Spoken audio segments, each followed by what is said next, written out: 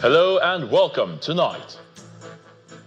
Benue State Government and State Police Command confirmed rescue of 9 children kidnapped from Utonkon community on February the 8th. Nigeria endorses proposed African Union institutional reforms on peace and security at ongoing AU summit in Addis Ababa, Ethiopia. Lagos State Government reintroduces monthly sanitation exercise from March to tackle waste management challenges. And Palestinian health and civil defense officials report 11 killed in Israel's Gaza strike on a Sunday morning.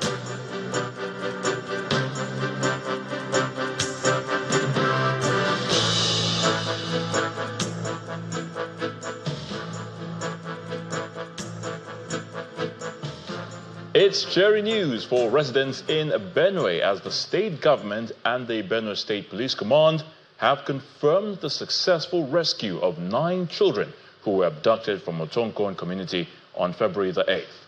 The children were reportedly taken from the community in a disturbing incident that threw residents into fear and uncertainty.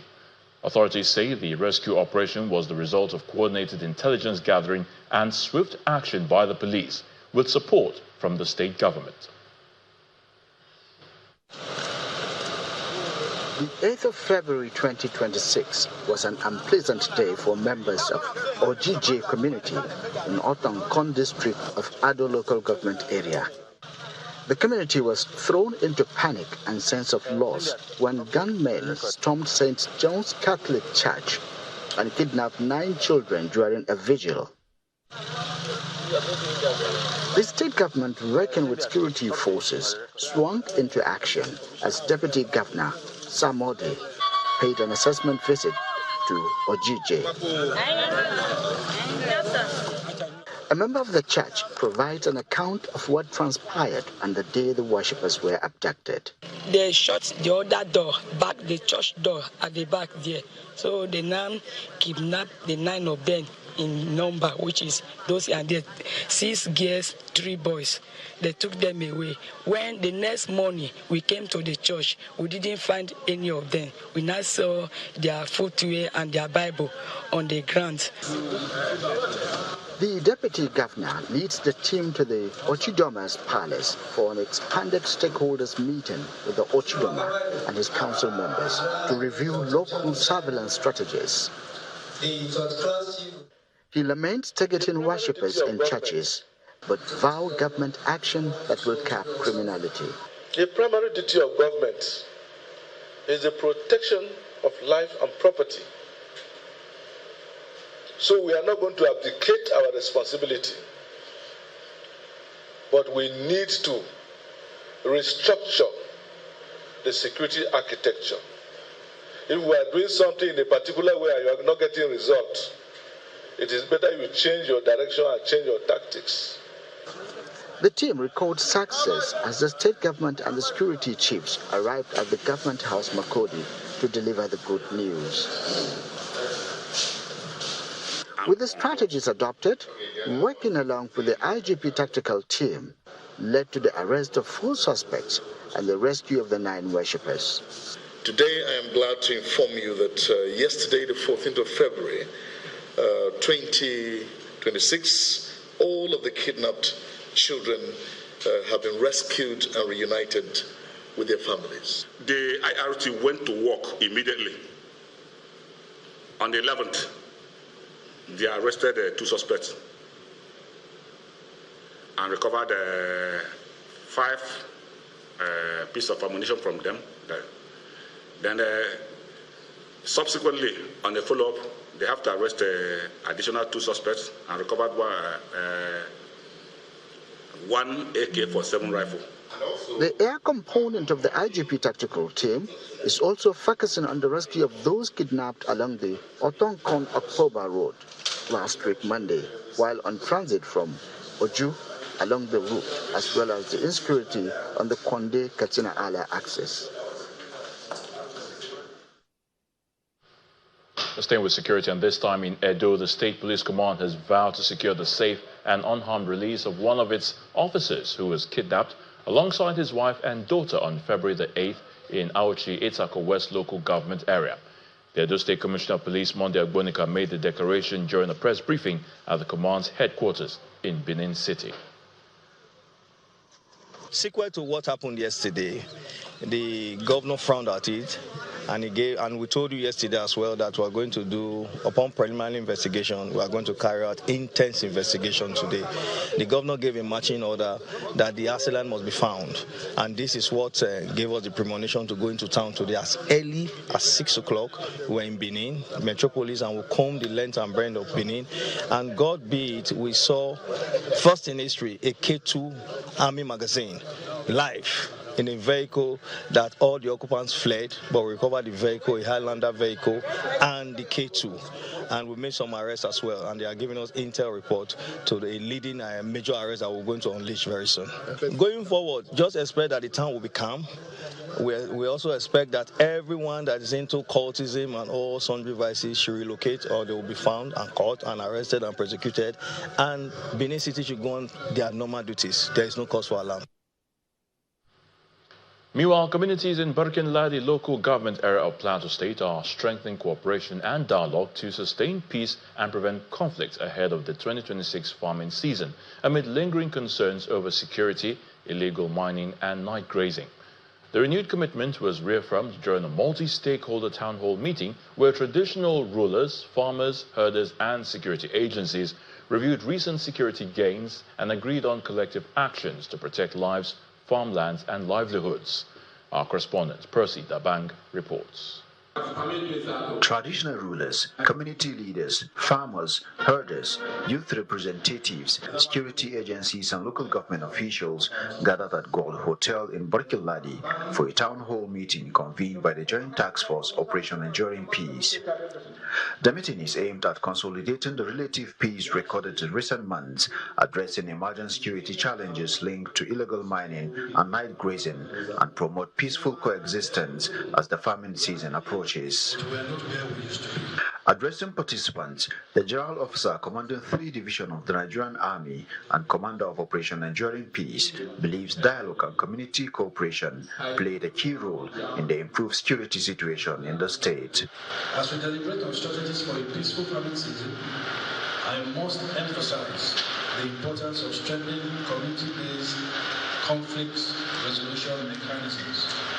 Traditional, religious, and community leaders must remain at the forefront of dialogue and mediation between aggrieved parties. Traditional rulers and community leaders called for stricter regulation of cattle movement, profiling of herders and visitors, establishment of buffer zones, and stronger community-based intelligence. Cow rustlings, farmland destructions. These are the 2 things that are causing us problem in this local government. Many problems are happening in Barkin-Ladi. It's not only mining. It is not only in mining. In the past, when we come to such meetings, it is accusations and counter-accusations. But in fact, today I'm really pleased with the attendees and the comment we had from people. The executive chairman of Barkin-Ladi local government area describes the council as a major agricultural hub, stressing the need to protect farmlands and regulate mining activities to prevent conflict. We are praying for peace in Barkin-Ladi. We know Barkin-Ladi as a home of hospitality to whoever comes into Barkin-Ladi. The meeting ends with the distribution of bags of fertilizer by Major General Oyilola to both farmers and herders as stakeholders reaffirm their commitment to cooperation and a peaceful, productive farming season in Barkin-Ladi. Percy Dabang, Channels Television News.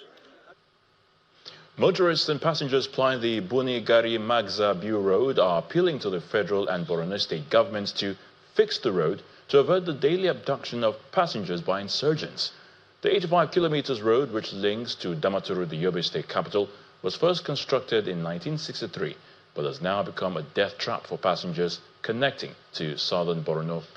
This special report highlights the state of the road and the security implication of that bad road. military fires gun trucks as the channel's television crew embarks on the assessment of the deplorable Puni Gali Matsga B road under heavy security cover.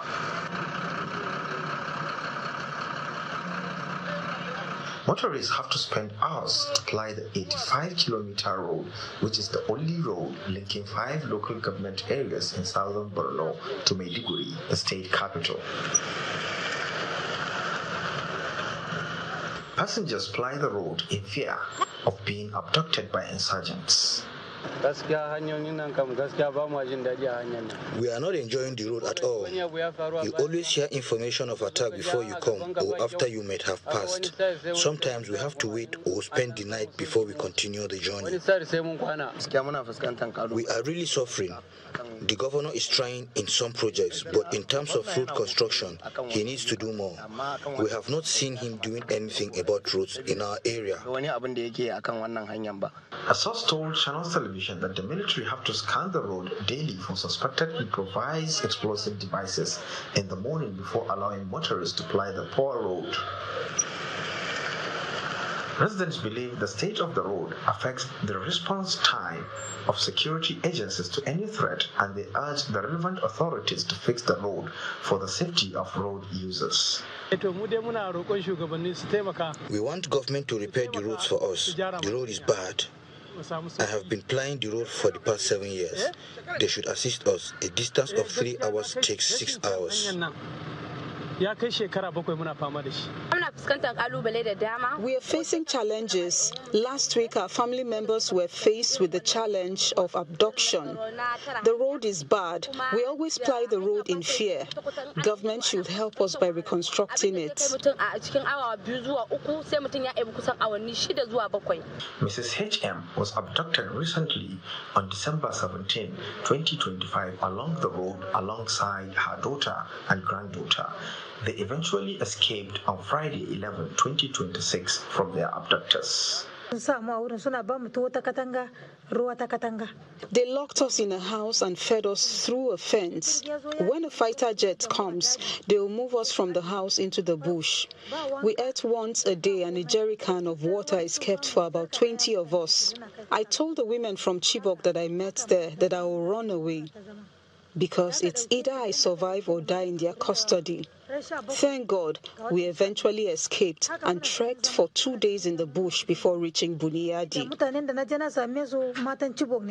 Some passengers who spoke to Channels Television on the condition of anonymity revealed some drivers are reportedly conniving with the insurgents to abduct motorists, the allegations the chairman of the National Union of Road Transport Workers denied. There is no single case of driver conniving with the insurgents to abduct passengers. Even those that escaped from the enclaves can attest to this. Efforts to speak to the controller of works in Borno State did not yield result. Our crew gathered that he had traveled for official assignment. Although it is a federal road, all eyes is now on the Borno State government to push for the repair of the road for the safety of its citizens.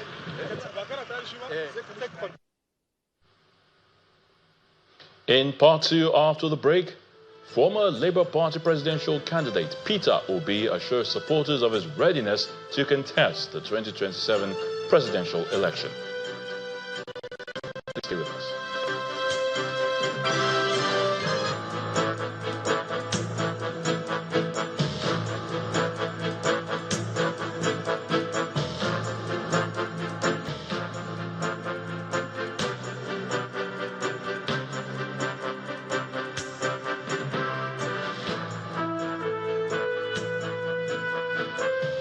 Welcome back. If you have just joined us, you're watching the news at 10, broadcasting live from Channels Television, Lagos. A reminder of our top stories. Benue State Government and State Police Command confirmed rescue of 9 children kidnapped from Otonkon community on February the 8th. Nigeria endorses proposed African Union institutional reforms on peace and security at ongoing AU summit in Addis Ababa, Ethiopia. Lagos State Government reintroduces monthly sanitation exercise from March to tackle waste management challenges. And Palestinian health and civil defense officials report 11 killed in Israel's Gaza strike on Sunday morning.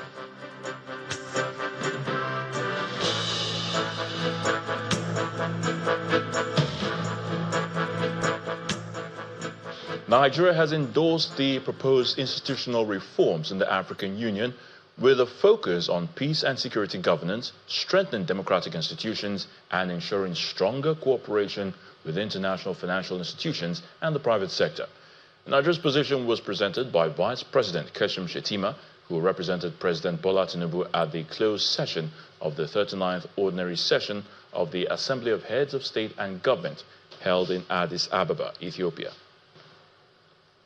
Coordination within the African governance architecture and the African peace and security architecture (AGA-AFSFA), including the proposed appointment of an independent committee to coordinate the AGA-AFSFA governance framework. We associate ourselves with the innovative proposal for the inclusion of a clause in relation to criteria for membership of the Peace and Security Council, as envisaged in Article 5 of the protocol establishing the Peace and Security Council. We also support the inclusion of modalities for cooperation between the African Union and its Regional Economic Commission and regional mechanism in the Champions Report.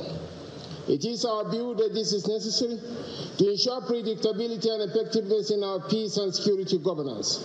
We also agree on the imperative to strengthen coordination between the Peace and Security Council and the C10 Committee, particularly at the ambassadorial level. Mr. Chairman, regarding the African standby post, Nigeria welcomed the progress recorded thus far, and we encourage accelerated implementation of the provisions of the MOU between the Commissions and the RXRMs.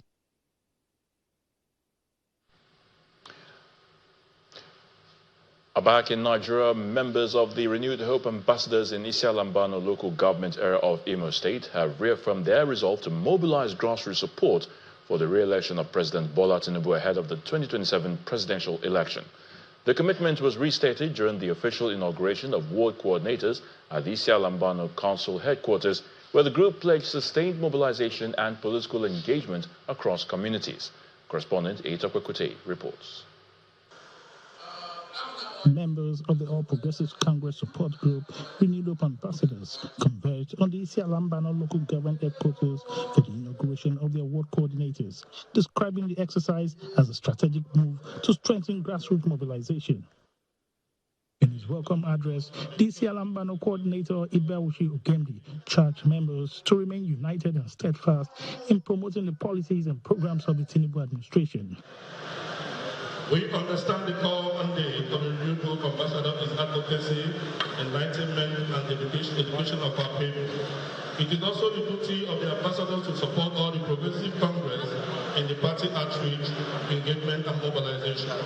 It is also the duty of these coordinators to work alongside our party leadership and the government officials who are here as partners in progress. Lawmakers from the area, speaking in turns, urged members to work collectively towards securing victory in 2027.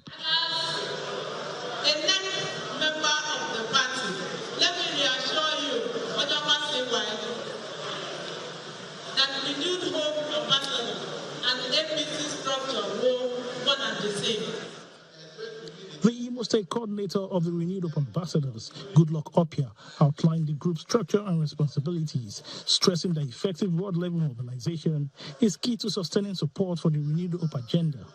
Also speaking, former Imo State Governor Ikedio Akim highlighted the importance of grassroots sensitization. The federal government under the leadership of our President Ashwaji Bola Ahmed Tinubu, the President and Commander-in-Chief of the Armed Forces, is doing so much for Nigeria. So little is being appreciated, and so little is being said. And nobody's making it clear to the people what those things are. And that is why we are here. And Mr. President has done so much in virtually all sectors of Nigerian economy in a very short period of 2 years. All other political parties are in the internet. They are fighting in Facebook, WhatsApp, and other internet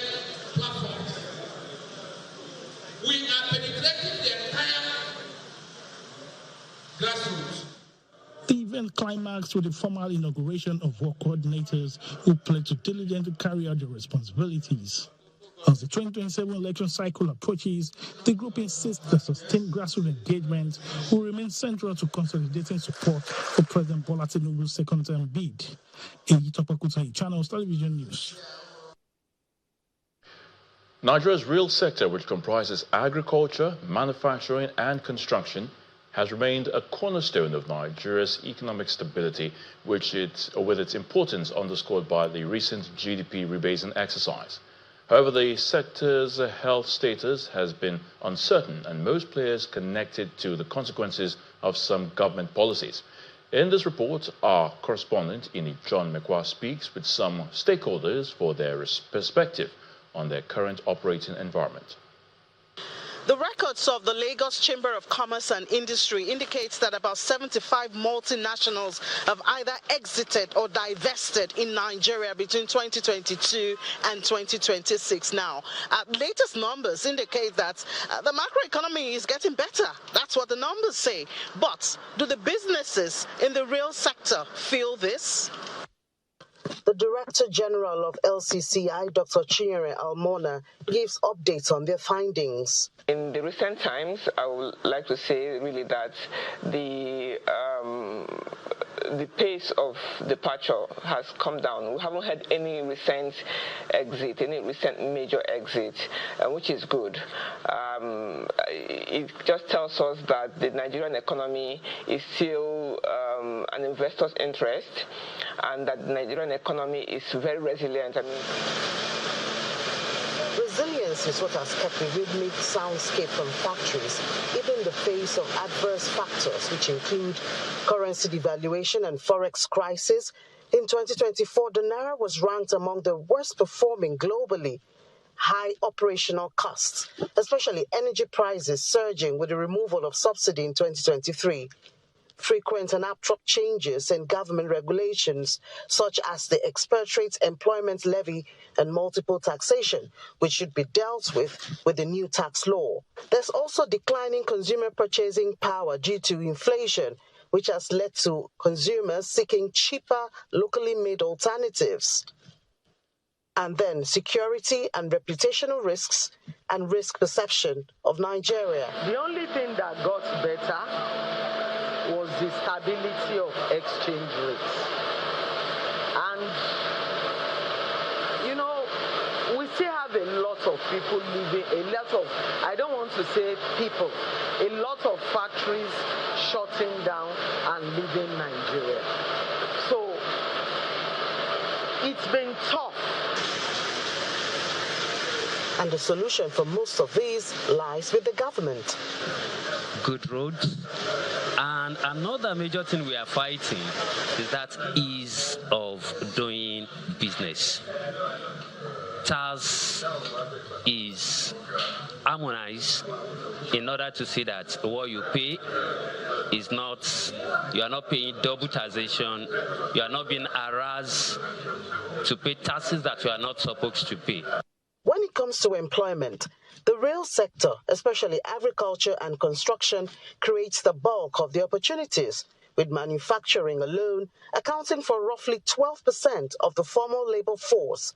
This indicates that real attempts to tackle unemployment should mean intentionality towards dealing with challenges faced by players in the sector. John Mekwa, Channels Television News. As part of efforts to enhance seamless operations and ease trade facilitation across the maritime sector, the Nigeria Customs Service has announced plans to go fully paperless by the second quarter of the year. Speaking during the formal launch of the One-Stop Shop initiative of the service in Lagos, the Controller General of the service, Adewale Adeni, explains that the OSS platform targets a 48-hour clearance window, lower compliance costs, stronger revenue assurance, and enhanced transparency.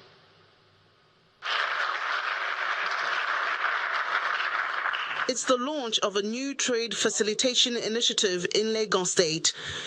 Section 229, subsection 1. This event, put together by the Nigeria Customs Service, draws the attention of officers serving at the border posts and various ports across the country, key players in the industry, operators and licensed agents who are here to learn the workings of the new model. The one-stop shop has been reintroduced. Welcoming all to the trade enhancement launch, the Deputy Controller General in charge of tariffs and trade, Caroline Nyagwan, explains that the initiative was reintroduced to centralize risk interventions, eliminate duplication, and improve clearance efficiency. The Nigerian Customs Service is introducing the one-stop shop digital platform, an innovative system designed to consolidate all risk interventions at the port into a single electronic interface, with the objective of streamlining multiple checks under one digital umbrella. Officers speak of the strategic objectives and roadmap of the new system, as players in the industry commend the efforts. The one-stop shop initiative, designed to consolidate clearance processes and eliminate bureaucratic bottlenecks. The concept of a one-stop shop represents more than administrative coordination. It symbolizes a shared aspiration to improve trade efficiency, strengthen compliance, and enhance Nigerian competitiveness within the evolving of AFTA landscape. Around this time last year, the representative of the Controller General of Customs at the event says the engagement marks a new phase in the service relationship with the trading community. For years, traders, manufacturers, and logistics operators have pointed to delays, overlapping checks, fragmented processes, and unpredictable interventions that increase the cost of doing business and weaken confidence in our systems.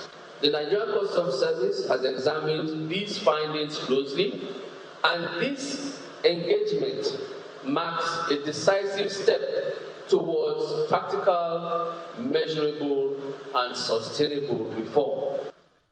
The rollout of this paperless initiative is projected to be a huge success from the next quarter of 2026. Nigeria's electricity market cannot unlock its stranded generation capacity until the government separates subsidies from tariffs and allows cost-reflective pricing across all customer bands. This is according to the Managing Director, CEO of the Niger Delta Power Holding Company, Engineer Jennifer Adige, in an exclusive interview with Channels Television. But she emphasized that electricity markets operate on market dynamics, making it impossible to stimulate power generation without first addressing demand. The electricity market, like every other market, is driven by demand, right? So you must stimulate demand in the market to be able to stimulate power generation, because you cannot generate what is not demanded. And the government has put some measures in place that I believe would help, to address the losses and the inefficiencies in the market, the billing losses, the collection losses, with the metering initiatives, for instance. I'm believing that collection efficiency would improve and billing efficiency would improve. And once we have those improvements, the demand would also improve. And when the demand improves, then we'll be able to unlock significant parts of our stranded capacity. So investments really need to be made in the sector. But for us to be able to attract those investments, the sector needs to be credible and bankable. And so that's why I'm in support of decoupling subsidy from the tariff, because when we're able to decouple subsidy from the tariff and apply subsidy, I'm in support of subsidies fully, but I just believe that it can be done more smartly. In countries where their power sector is stable, that's the way it's done, that's the way to go, and because without accountability, even the most noble intentions can be compromised, and that's what we're seeing. I'm in support of subsidies, but I believe that it should be decoupled from the tariff, and then a cost-reflective tariff should be applied across all bands.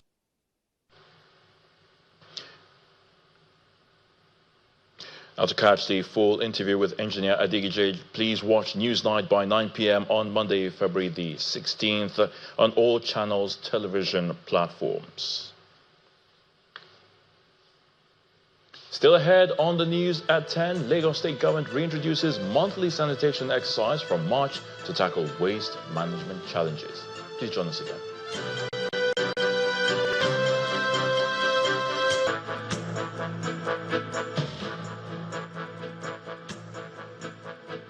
Welcome back. Politics now. The presidential candidate of the Labour Party in the 2023 general elections, Mr. Peter Obi, has assured his supporters of his readiness to contest in the 2027 elections. Mr. Obi gave the assurance in Uyo, Akwa Ibom state capital, during the Obedient Conference and official declaration for the ADC with the theme, Activating the PO Effect in ADC. Now, the former Anambra State governor stated that the current administration has collected more loans than every other administration, adding that most of the loans will be repaid from 2045 and 2050, when most of the people who plunged the country into indebtedness must have gone. He also speaks of his plans if elected as president. When I went to Indonesia, I went to their so-called election place, and I asked the chairman, what is the qualification to be president? And he told me. And I said, supposing somebody comes and his qualification is forged, say, what do I need? You'll be dead. Here, they will tell you it is not it's the before election, pre-election. Somebody forged the certificate, or he doesn't have certificate.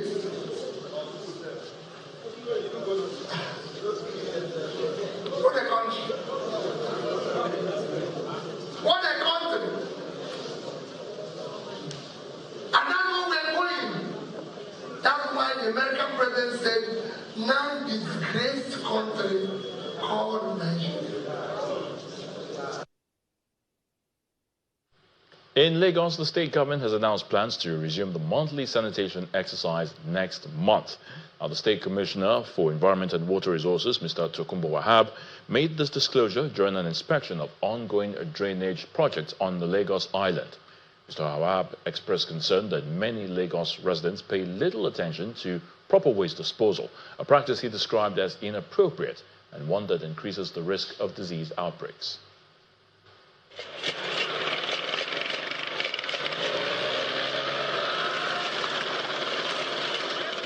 Lagos Highlands Urban Renewal takes center stage as Commissioner Tokunbo Wahab leads the high-powered team from the Ministry of Environment and Water Resources on a critical inspection of ongoing drainage and regeneration projects.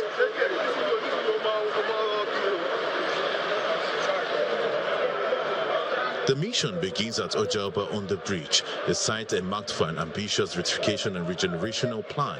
However, the team meets its stark reality. The space is currently occupied by homeless citizens seeking shelter, and cattle rearers whose presence has left the area defaced. We don't allow them to have peace, and thankfully, Obalede has been taken, right?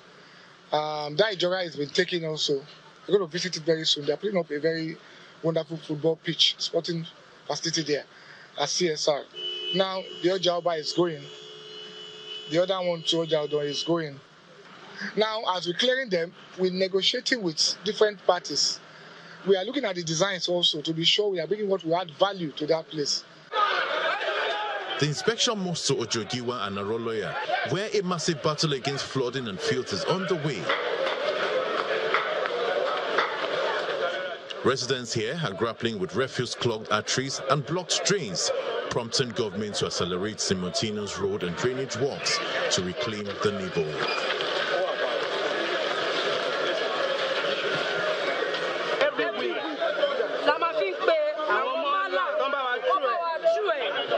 While pleading for community partnership to end the flood menace, the Commissioner drops a major announcement, the possible return of the monthly environmental sanitation exercise as early as next month.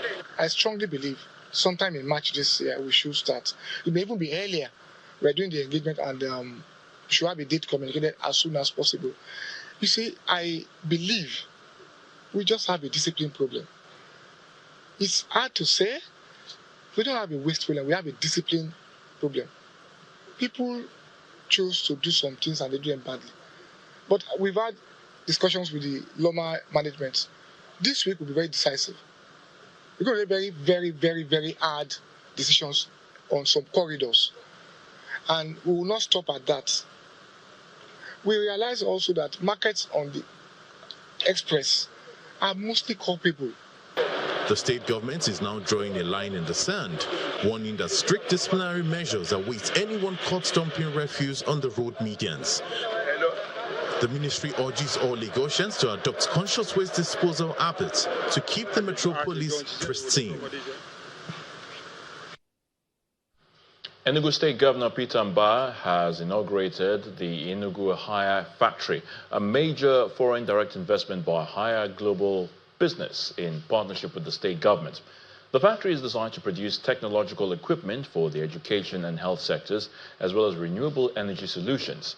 Speaking at the commissioning ceremony, Governor Mbah explained that the facility is expected to generate about 100 direct and indirect jobs for the youth in the state, boosting employment and economic growth. Enugu Hire Factory, located in the state capital, stands as a clear testament to a growing public-private partnership drive in Enugu State.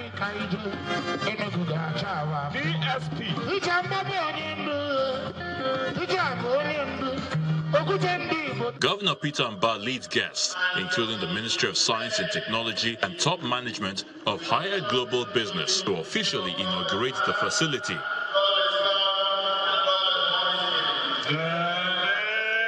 Guests on the guided tour of the factory get a first-hand view of production lines where advanced technologies are deployed to manufacture smartphones, tablets, computers, smart boards, Android televisions, education and health technologies, as well as renewable energy solutions for electricity, agriculture and transportation. The Enugu Hire Factory has a design for the production capacity for 200,000 units per year, including the ICT products, the new energy products, and also the medical equipment. Products from this factory will supply to schools, to college, and also to hospitals, and also to business office. One of the key beneficiaries of the public-private partnership is students of the Enugu State Technical and Vocational Education and Training Program, who say the factory offers them a rare opportunity to acquire hands-on technological production skills beyond the classroom. To everybody who has put hands in making Enugu a beacon of hope, I want to say thank you to everyone who has made Enugu a pride, a priority. I want to say thank you. You have really made our dreams come into existence. Governor Mbah notes that beyond creating jobs for the youth, the high-tech production facility sends a strong signal that Enugu State is open, ready, and safe for investment.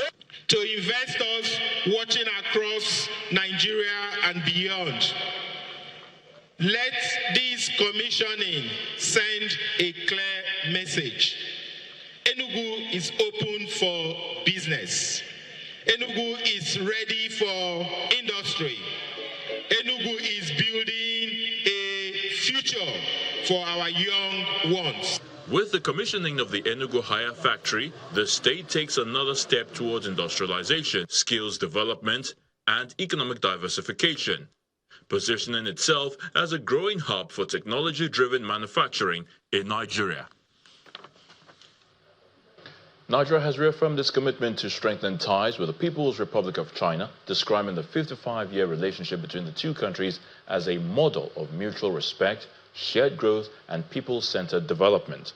The commitment was restated at the 2026 Chinese New Year Temple Fair held at the Chinese Cultural Center in Abuja, where the Director General of the Nigeria-China Strategic Partnership, Mr. Joseph Tegbe, said the partnership had evolved beyond diplomacy and trade into a transformative development alliance.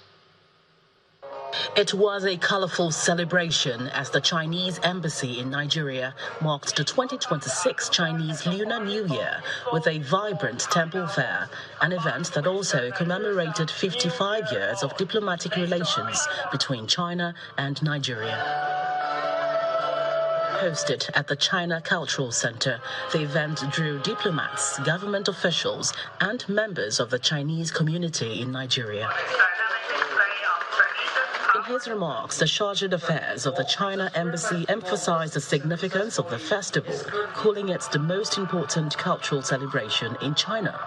He highlighted efforts by Nigeria and China to strengthen the relation through zero-tariff measures, expanded student exchanges, and deeper cultural collaboration. China and Nigeria relations have grown ever stronger and more fruitful, and witnessed historical progress in recent years. Bilateral trade continues to expand.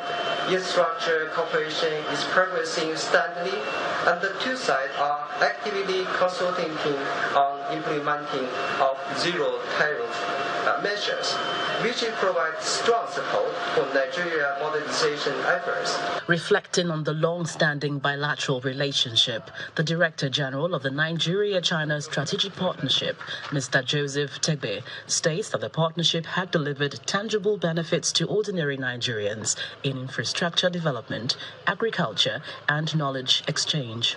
For our partnership to thrive sustainably, it must deliver real benefit to Nigerians and Chinese alike.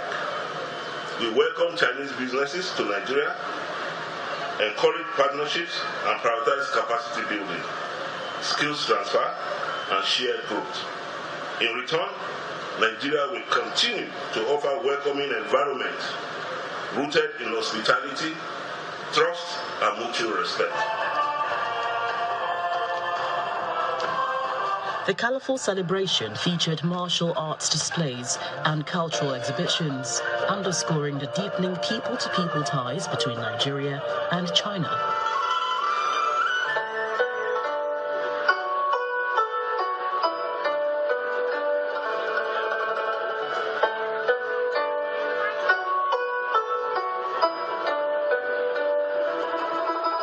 The event also featured an exciting selection of Chinese cuisine in honor of the Year of the Horse, the theme of this year's celebration. The management and staff of Channels Television are mourning the passage of our Bauchi Bureau cameraman, Kani Ben, who died this morning at the Abubakar Tafawa Balewa University Teaching Hospital. Kani's death comes 1 week after he sustained injuries in a road accident while on official duty, covering the commissioning of projects by the Northeast Development Commission, a reflection of a life spent faithfully telling the nation's stories. At the age of 44, Kani had devoted 9 years to Channels Television, earning the respect of colleagues for his unwavering commitment and professionalism. Tributes are already pouring in. The Bauchi State government, where Kani was based, expressed profound sorrow over his passing.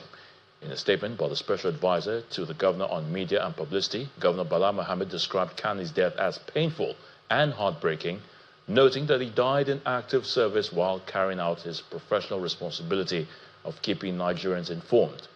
The Governor commended his dedication, courage, and strong sense of duty, which he displayed until the very end. In the same vein, the Nigeria Union of Journalists in Bauchi State has expressed deep sorrow over the incident, standing in solidarity with the family and the entire Channels Television community. Kani leaves behind his wife and 2 children, and he will be remembered not only for the frames he captured, but for his diligence and the integrity and humanity he brought to his work. We will miss him dearly, and we pray for the peaceful repose of his soul.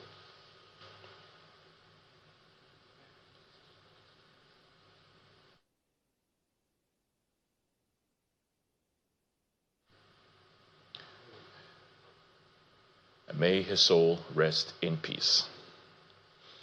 And now to the arts. Vision of the Last Quarter 11 is a celebration of the outstanding legends from the Oshogbo Art School. Now, the exhibition, which took place at the Thought Pyramid Art Center in Abuja, featured vintage pieces, and we see them on Art Review tonight.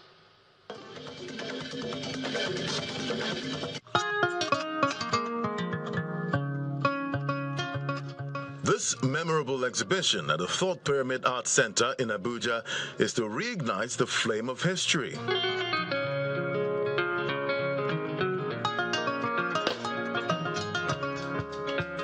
Vision of the Last Quarter 2 is an archival group exhibition spotlighting rare, never-before-seen masterpieces by 5 legendary pioneers of the Oshogbo art movement. It's 7 years of preparing for this show. You know what that means. We've been actually trying to retrieve most of the works. It's not the works that we can actually see because 3 of the artists are not alive. We only have 2 of them. This is Chief Jim Obrimo, and Chief Morena Yulani. So it took us a painstaking for us. But we say to the glory of God, we are able to comfort with it. And it has come to pass today.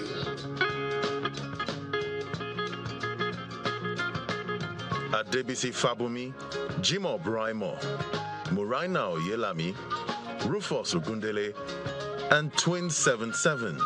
Artists should be able to model their environment to their artwork. You know, you tell stories about what you experience, what you see, society, and everything that has to do with, how you perceive the world. And so what Adebisi has done here is to narrow down his immediate environment. And today we can begin to look at it and imagine how it was in his time. So because of art lives after the artists, even years after they have died, the artwork will continue to live on. And so that is what this work and all the other work exhibiting here today, tells and teaches artists to do. So your work should be able to live after you. This landmark exhibition gives viewers an extraordinary opportunity to encounter the creative brilliance of these visionary artists. I love the exhibition. It's very well curated, very well selected. I love the fact that the artworks have very intricate detailing in terms of Afrocentric design. My favorite would have to be the Twin 77 during the selection. It kind of gives me a personal insight of what the artist was trying to do. You know, as an artist, sometimes when you're about to make an artwork, you have so many ideas of what could go here, what could go here, what could go here. So I feel like in the mind of Taiwo, he kind of captured all those ideas in tiny, tiny bubbles to, display different kinds of artworks, different, methods of his visions and his thoughts, into the artwork. So I really love the selection. It's really, really good. Their timeless works continue to shape and define the legacy of Nigerian modernism. Every piece here actually stands out for me. From Twin 77 to Morena Oyelami, I refer to him as the poetic painter, and to Chief Jim Obrimo, Africa's most celebrated beat painter. All of them are Adebisi Fabumi, Rufus Ogundele. I think I'm in love with their art. This enduring spirit of Oshogbo is celebrated through art and history.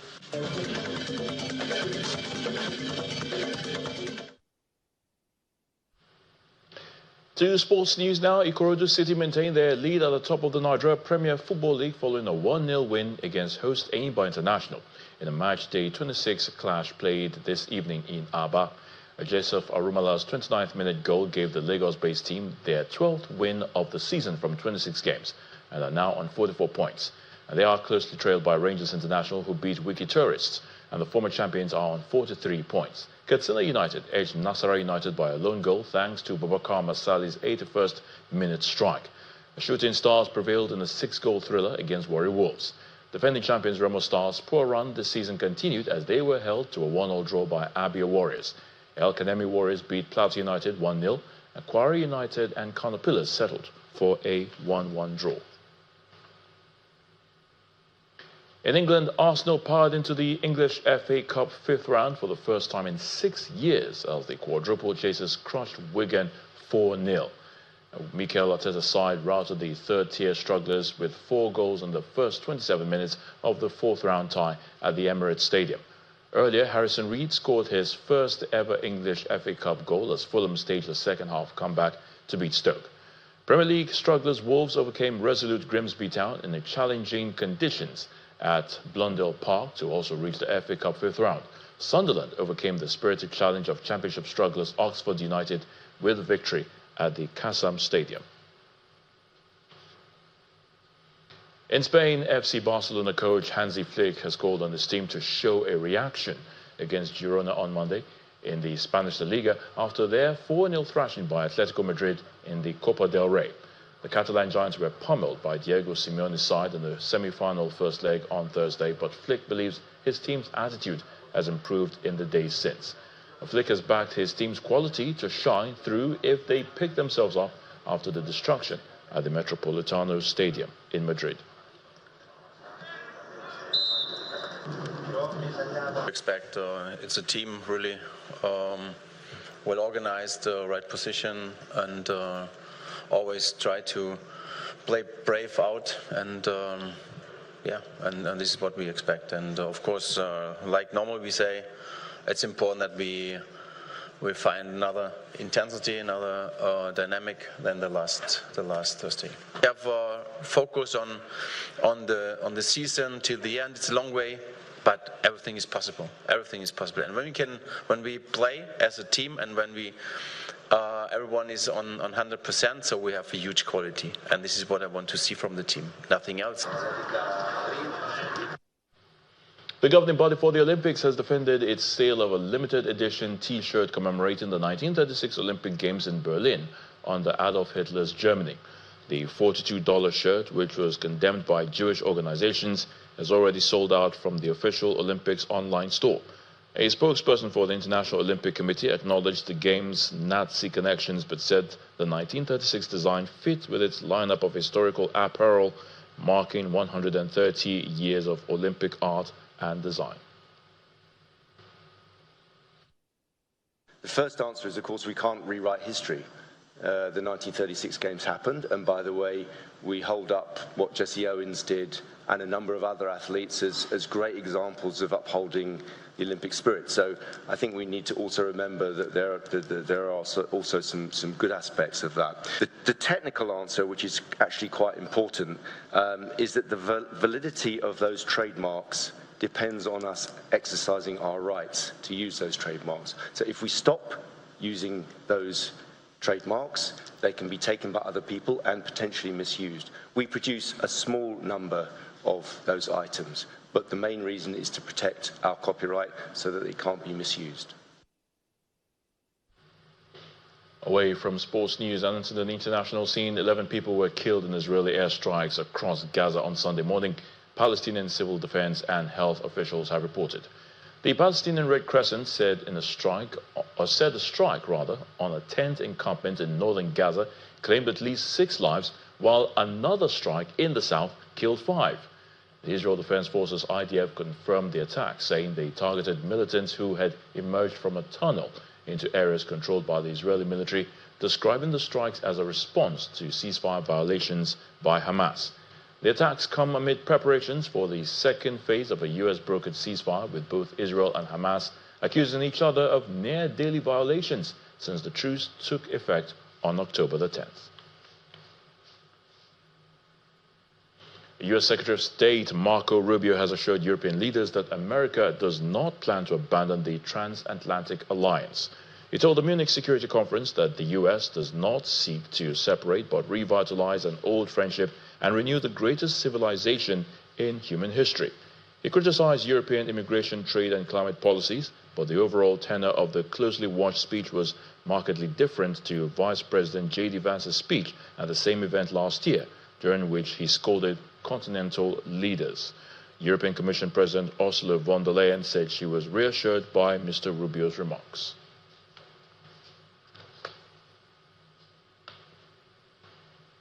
And the main news again. The Benue state government and the state police command have confirmed the rescue of 9 children kidnapped from a Tonkon community on February the 8th. And Nigeria has endorsed the proposed African Union institutional reforms on peace and security at the ongoing AU summit in Addis Ababa, Ethiopia.